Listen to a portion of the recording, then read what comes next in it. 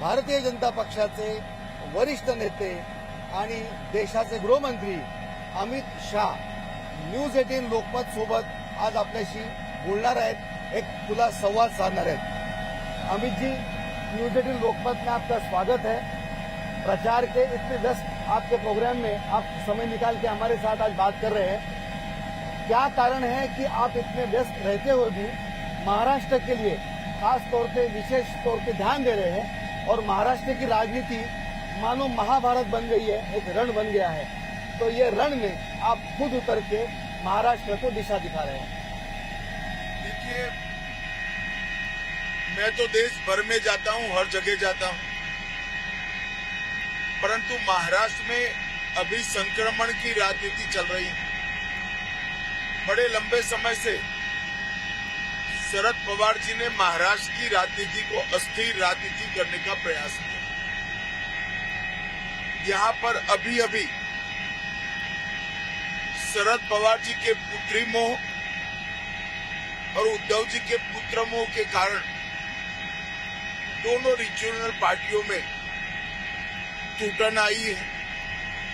दोनों पार्टियां टूटी हैं और महाराष्ट्र की राजनीति एक अलग दिशा में जा रही है। सार्वजनिक जीवन में काम करने वाले सभी लोगों का दायित्व है कि जब राजनीति में संक्रमण कारण हो तब जनता के बीच में अपना पक्ष ढंग से रखा जाए। पहले जब कांग्रेस एनसीपी की सरकार थी तब 15 साल में महाराष्ट्र का काफी पतन हुआ। ये पूरा महाराष्ट्र जानता है। किसानों की आत्महत्या, औद्योगिक इन्वेस्टमेंट में नंबर नीचे गिरते जाना, मुंबई, पुणे, कोल्हापुर, नासिक, सोलापुर, औरंगाबाद, जळगांव, ये सभी राज्यों के इंफ्रास्ट्रक्चर लचर स्थिति में आ जाना और कुल मिलाकर महाराष्ट्र जो हर क्षेत्र में देश में नेतृत्व कर रहा था वो पिछड़ता गया। महाराष्ट्र की जनता ने भारतीय जनता पार्टी को मौका दिया। देवेंद्र फडणवीस जी मुख्यमंत्री बने और देवेंद्र जी और नरेंद्र भाई की डबल इंजन की सरकार हुई। महाराष्ट्र फिर से आगे बढ़ा, परंतु फिर उद्धव ठाकरे ने सारे सिद्धांत छोड़कर चुनाव के बाद गठबंधन को दगा देकर मुख्यमंत्री बनने के लिए हिंदुत्व का विरोध करने वाली दोनों पार्टियों की शरण में गए। आप उद्धव ठाकरे की ये नीति के लिए आप उनके ऊपर टीका करते हैं, लेकिन बात निकली है कि उद्धव जी ये हमेशा आप पे ये निशाना उठाते हैं, उंगली उठाते हैं कि मुझे प्रॉमिस दिया गया था, सब जिम्मेदारियां आधी आधी बांटेंगे। मैंने कई बार स्पष्ट किया है, कोई प्रॉमिस नहीं किया गया था। सारे भाषण चेक कर दीजिए। उनकी उपस्थिति में मैंने, मोदी जी ने, देवेंद्र जी ने, हम देवेंद्र के नेतृत्व में चुनाव लड़ रहे हैं वो सार्वजनिक रूप से स्पष्ट करा। इन्होंने कहीं नहीं कहा पूरे चुनाव अभियान में कि हमारी पार्टी का मुख्यमंत्री बनेगा। ये झूठ बोल। अब राजनीति का स्तर जो नीचे जाते हुए दिख रहा है, व्यक्तिगत आरोप, घिनौने आरोप किए जा रहे हैं, आपको संबोधते हुए, आपका नाम ना लेते हुए अफजल खान और दिल्ली से आए वो लोग इस तरह के विशेषण यूज किए जा रहे हैं। देखिए, तो महाराष्ट्र की जनता तय करेगी। आज उद्धव जी जिनके साथ बैठे हैं वो मुस्लिम पर्सनल लॉ लाना चाहते हैं। सालों तक उन्होंने राम मंदिर का विरोध किया और ट्रिपल तलाक वापिस लाना चाहते हैं। अब उद्धव जी किनके साथ बैठे हैं वो महाराष्ट्र की जनता पूरी जानती है। बार बार ये मुद्दा अभी उठाया जा रहा है कि संविधान खतरे में है। महाराष्ट्र के सुपुत्र डॉक्टर बाबा साहब आम्बेडकर जिन्होंने संविधान लिखा था, उनका संविधान खतरे में है। इसके ऊपर आप क्या कहेंगे? देखिए, हम 10 साल से पूर्ण बहुमत में हैं। संविधान के खतरे का कोई सवाल ही नहीं। 10 साल में हमने आरक्षण को समाप्त करने के लिए कोई गतिविधि नहीं की। उल्टा कांग्रेस पार्टी ने मुस्लिम आरक्षण देकर एसटी, एससी, ओबीसी के आरक्षण पर डाका डालने का काम किया। ये झूठ बोलकर जनता को गुमराह करना चाहते हैं, परंतु जनता जानती है कि हमें जो पूर्ण बहुमत मिला, इसका उपयोग हमने आर्टिकल 370 को हटाने के लिए किया, ट्रिपल तलाक समाप्त करने के लिए किया और राम मंदिर बनाने के लिए। आगे पर भी निश्चित रूप से मोदी जी के नेतृत्व में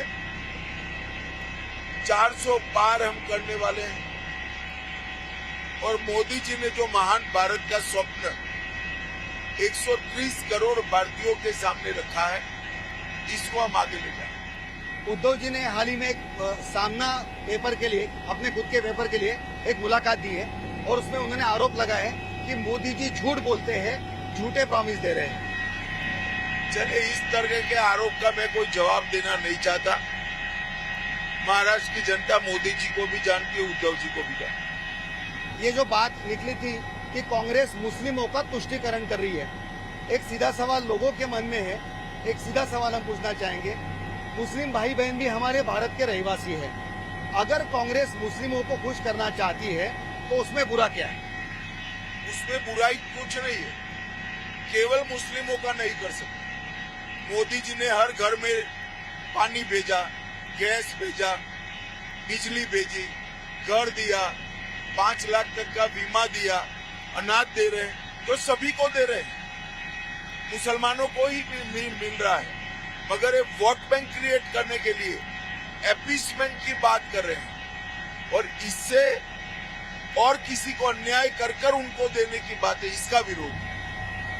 आप बहुत साल आपके शिवसेना के साथ रहे, उद्धव जी के साथ रहे, लेकिन अभी उद्धव जी की शिवसेना, जो बाला साहब के बेटे हैं उद्धव जी, बाला साहब ने जो शिवसेना का निर्माण किया और उद्धव जी की अभी जो सेना है उसे नकली बताया जा रहा है। देखिए, पार्टियां सिद्धांत से पहचानी जाती। बाला साहब के जो सिद्धांत थे, वो सिद्धांत लेकर आज कौन आगे बढ़ रहा है, वो महाराष्ट्र की जनता तय करे। अब वो संबोधन में मेरे हिंदू भाई बहन भी बोलना टालते हैं। क्यों टालते हैं? किसका डर लग रहा है? जमलेल्या माझ्या तमाम हिंदू बांधवांनो आणि भगिनींनो, इससे उनकी शुरुआत होती थी, वो अब बंद हो गई है। क्यों बंद हुई? जिनके साथ वो है। महाराष्ट्र की जनता जानती है क्या हो रहा है। संभाजी नगर का नाम हम संभाजी नगर करते हैं, इसका कांग्रेस पार्टी विरोध करते हैं। वो कांग्रेस पार्टी की गोदी में बैठे। संभाजी नगर का नाम स्वर्गीय बाला साहब ठाकरे ने रखा था।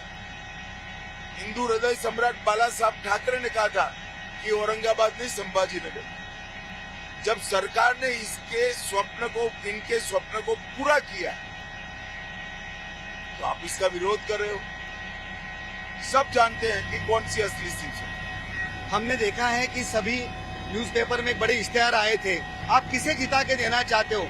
किसके जीत से पाकिस्तान में जल्लोश होगा, किसके जीत से भारत में खुशी मनाई जाएगी? ये नैरेटिव कहाँ से आया? देखिए, नैरेटिव स्वाभाविक है। राहुल गांधी जी सर्जिकल स्ट्राइक का विरोध करते हैं। कांग्रेस के नेता कहते हैं कि पाकिस्तान के पास एटम बॉम्ब है, तो पाक ऑक्यूपाई कश्मीर हमारा है, वो न बोलिए। राहुल गांधी जब नक्सलाइट मारे जाते हैं तो वो कहते हैं फेक एनकाउंटर है। पाकिस्तान को प्रसन्न कर आज पाकिस्तान राहुल गांधी की बुरी प्रशंसा कर रहा है। तो आप मुझे बताइए, अगर ऐसा होने वाला नहीं है मगर होता है, तो पाकिस्तान में खुशी की लहर दौड़ेगी या नहीं दौड़ेगी? तो हम देश की जनता को यही बता रहे हैं। आपने मुंबई से एक कैंडिडेट दिया है एडवोकेट उज्जवल निकम, जिन्होंने कसाब की केस लड़ी थी। अब ये सारे मामले में एक सवाल उठाया जा रहा है कि जो हेमंत करकरे महाराष्ट्र के सुपुत्र हैं, जो शहीद हुए हैं, उनको कसाब ने नहीं मारा, कसाब की गोली से वो नहीं मरे, बल्कि उन्होंने हिंदू दहशतवाद की बात कही थी, इसलिए आरएसएस समर्थक किसी दूसरे ने उनको मारा है। इस तरह के आरोप किए जा रहे हैं। वो क्या चाहते हैं? कसाब को छोड़ देना चाहिए था। उज्जवल निगम ने ही पैरवी करते कसाब को फांसी कराया। उद्धव ठाकरे जी क्या चाहते? कसाब को छोड़ देना। और सालों तक आपकी सरकार रही, काहे को जांच नहीं करी? उसके बाद में इनकी युति की सरकार चली है, क्यों जांच नहीं करी? सरकार तो आपकी थी। हाल ही में शरद पवार जी ने कहा कि रीजनल पार्टीज आगे जाके कांग्रेस की तरफ जा सकती है, मर्ज हो सकती है। इसका आकलन आप कैसे करते हैं? शरद पवार जी जानते हैं सुप्रिया जी के नेतृत्व में पार्टी नहीं चल सकती। उनका अंतिम गंतव्य कांग्रेस पार्टी ही है और वो इसीलिए अभी से कांग्रेस के प्रति अपनी वफादारी शो कर रहे हैं। राहुल गांधी जी ने एक ट्वीट किया है हाल ही में कि नरेंद्र मोदी के झूठे प्रचार से भटकना मत। हमारी गारंटी है कि 15 अगस्त तक हम 30 लाख रिक्त सरकारी पदों पर भर्ती का काम शुरू कर देंगे। इंडिया की सुनो, नफरत नहीं, नौकरी चुनो। अभी मैं तेलंगाना गया था, वहां चुनाव में वादा किया था हर महिला को हम 15,000 देंगे। अभी तक महिलाएं 15,000 ढूंढ रही है, मिला नहीं। 2 लाख का किसान का कर्ज माफ करने का वादा किया था, अभी तक किसान राह देख रहा है। 2,000 का भी कर्ज माफ नहीं हुआ है। ढेर सारे ऐसे वादे। राहुल गांधी की गारंटी चाइनीज माल जैसी है जो टिकाऊ नहीं होता है। ये चुनाव में और एक मुद्दा मैं बताना चाहूंगा कि बार बार ये कहा जाता है उद्धव ठाकरे और उनके साथियों से कि मुंबई को अलग करने का ये प्लान है। ऐसा कौन मान सकता है? मुंबई देश की आर्थिक राजधानी है, महाराष्ट्र की राजधानी है। इसकी स्थिति में कोई फर्क नहीं आने वाला है। ये अफवाहें फैला रहे। देखिए, ये उद्धव ठाकरे जो बार बार जो आरोप कर रहे हैं, उसमें से और एक बड़ा मुद्दा है कि हम संविधान बचाना चाहते हैं।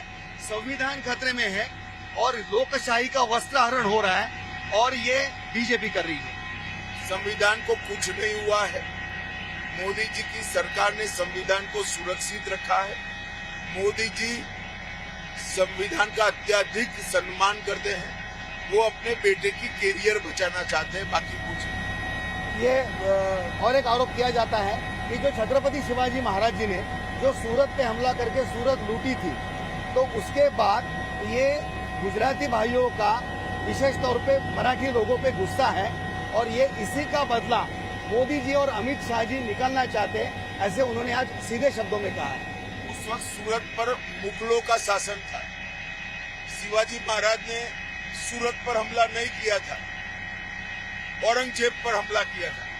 इतनी अकल अगर नहीं है राजनीति में, तो राजनीति में काम नहीं करना चाहिए। शिवाजी महाराज ने मुगलों पर हमला किया था। खुले मंच पे सभाओं में औरंगजेब का जिक्र किया जाता है।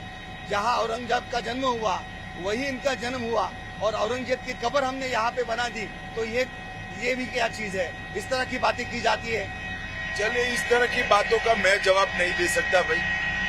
अब इस तरह की बातें करके वो ही अपने आप को एक्सपोज कर रहे हैं। राहुल गांधी जी ने आप राहुल गांधी जी से 5 सवाल किए थे, उनके साथियों से आप कुछ कहना चाहोगे?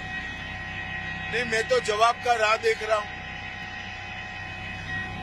एक कांग्रेस के नेता ने कहा है कि नॉर्थ ईस्ट में रहने वाले चाइनीज जैसे हैं और दक्षिण भारत में रहने वाले अफ्रीकन जैसे हैं। देखिए, ये कांग्रेस कभी भारत को एक मानकर नहीं चली। इस प्रकार का नैरेटिव नस्ल के आधार पर, रंग के आधार पर करना, ये इससे बड़ा भारत का कोई अपमान नहीं हो सकता। राम मंदिर का निर्माण सभी भारतवासियों के लिए एक अभिमान रहा है। लेकिन इस राम मंदिर को लेके यहाँ काफी राजनीति चल रही है। कांग्रेस के नेता नाना पटोले ये कह रहे हैं कि हम अगर सत्ता में आएंगे तो राम मंदिर का शुद्धिकरण करेंगे। उनको ना सत्ता में आना है, ना राम मंदिर को शुद्धिकरण की जरूरत है। जहाँ स्वयं भगवान श्री राम बैठे, वो जगह को अपवित्र कहकर कांग्रेस पार्टी अपने पैरों पर कुल्हाड़ी मारे। ये आपको लगता है कि महाराष्ट्र की जनता के लिए ये राम मंदिर का जो मुद्दा है ये महत्वपूर्ण है? सिर्फ महाराष्ट्र नहीं, देश भर की जनता के लिए महत्वपूर्ण है, महाराष्ट्र की जनता के लिए भी महत्वपूर्ण। हमने ये देखा है कि शिवसेना के साथ, एकनाथ शिंदे के साथ आपने अजित पवार के आपके साथ जुड़ गए। आप भारतीय जनता पार्टी महाराष्ट्र में एक मजबूत पार्टी है, उसके बाद भी इस तरह की ये जो जोड़ तोड़ की राजनीति यहाँ पे जो दिखाई दे रही है, इसका कारण क्या है? ये हमने तय नहीं करी है, शुरू नहीं करी। भाजपा शिवसेना का गठबंधन अच्छा चल रहा था। मुख्यमंत्री बनने के लोभ में ये उद्धव जी ने गठबंधन तोड़ा है, जवाब उनको देना है। लेकिन एक यहाँ ये आरोप बार बार लगाए जाते हैं कि भाजपा ये जो सेंट्रल एजेंसीज है, ईडी है, सीबीआई, इनकम टैक्स, इनका गलत इस्तेमाल करके राजनीति कर रही है, या तो जेल जाइए या भाजपा जाइए, इस तरह के आरोप किए जाते हैं। अब महाराष्ट्र की जनता को तय करने दीजिए। मैं आपको निश्चित रूप से बताता हूं, महाराष्ट्र की जनता मोदी जी के साथ है। हम इस चुनाव में ज्यादा से ज्यादा सीटें लेकर जीत कर आएंगे और विधानसभा के चुनाव में भी भाजपा की और हमारे साथी दलों की एनडीए की सरकार यहाँ पर बनेगी।